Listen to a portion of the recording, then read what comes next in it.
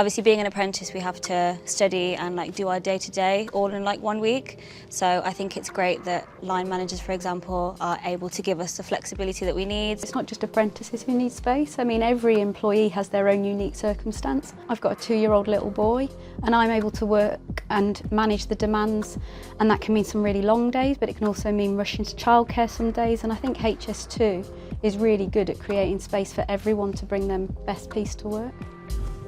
Next question. So what support is offered or available in HS2 for apprentices? When I was an apprentice, I was quite involved in the employee networks, and they're there to basically put on events and learning opportunities, and it's all apprentice led, which is great because that's another skill that you need, that leadership skill. Mine would probably be the fact that we get buddies and mentors. They're really supportive and they're someone we can go to if we need any professional advice. But as well with my team, I definitely feel like they've made sure I'm involved in everything, for example, shadowing meetings and things like that. So anyone who has made a big difference in your experience at HS2?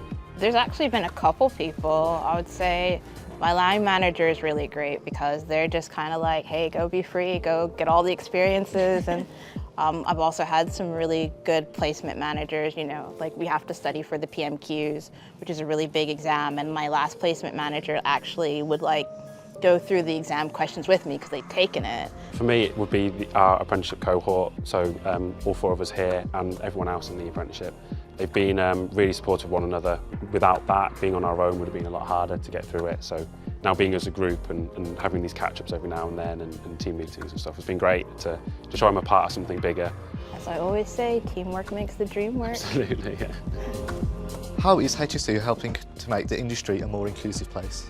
For people who are finishing careers in the army or armed forces, people who are looking for career changes, we offer opportunities for them to bring their unique skills and use them in a different way at HS2. We also have really clear EDI statistics and objectives, and we report really transparently on our gender balance, our ethnicity, and we're really clear that we're trying to change the makeup of construction and that we're on a journey to try and make it a more inclusive and diverse place. You only have to look at HS2's offices, which are based in London and Birmingham, and our skills programme, which really attracts people from different backgrounds, and it's really serving those communities. Join us soon for episode 3, The Value of Apprenticeships. Please make sure you visit hs2.org.uk/careers to find out more and apply for a HS2 apprenticeship.